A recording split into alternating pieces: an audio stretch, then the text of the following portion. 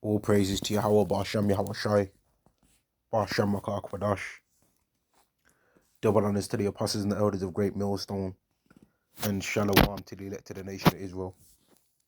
This is going to be a lesson on a particular prophecy that's spoken of in Isaiah, the 2nd chapter, that proves that the real descendants of the children of Israel are not yet back in the land. All right, the prophecy of the Israelites being back in the land has not been fulfilled, and the proof of that is that this prophecy that I'm about to read right now has not came to pass. This is Isaiah chapter 2 and verse 2. And it shall come to pass in the last days that the mountain of Yahweh's house shall be established in the top of the mountains, and shall be exalted above the hills, and all nations shall flow unto it.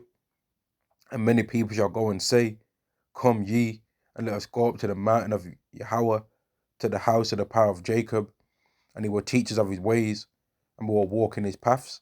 For out of Zion shall go forth the law and the word of Yahweh from Jerusalem.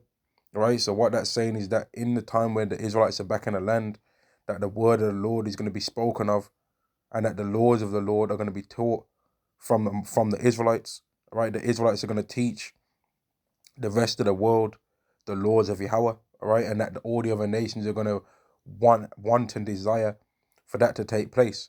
Now, with the people that are in the land right now, for starters, they don't even keep the law perfectly themselves, which if they was the true descendants of the children of Israel, according to the prophecy regarding the new covenant, which you can read about in Hebrews the 8th chapter, or you can read about it in Jeremiah the 31st chapter, the Israelites will be keeping the laws perfectly when they receive that new covenant.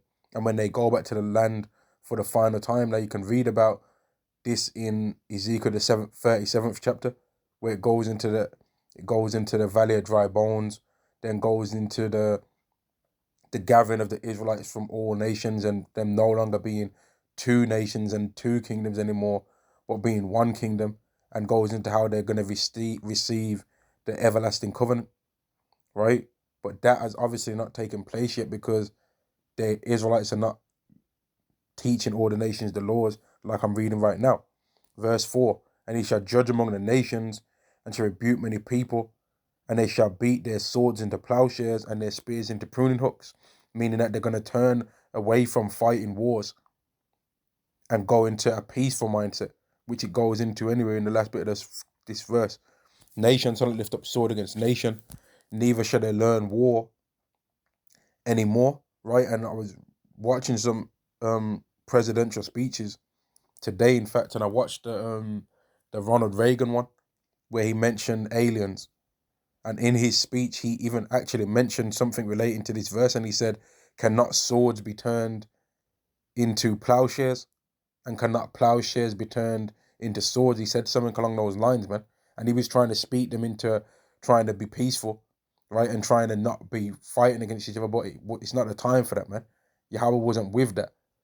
And that's why now you can see that what that was like 1988. I think it said that the title of that, the date of that was, maybe it was a bit later, but that's what, 34 years later, and it's still going on like that, man. It's still getting worse and worse regarding war.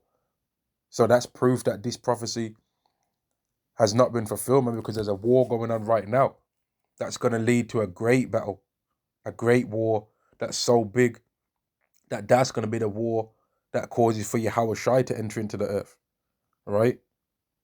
And this is just a quick lesson showing that clearly this prophecy has not been fulfilled, because the Israelites are not back in the land yet, right? The Negro, Latino, and Native Americans are the true Israelites of the Bible, and we're going to make this prophecy be fulfilled, not the people that are in the land right now, because they are not the children of Israel. All praises to Yahweh, Ba'ashem Yahawashi, Ba'ashem Makar Kwadash. Double honors to the apostles and the elders of Great Millstone, and Shalom to the elect to the nation of Israel. Shalom.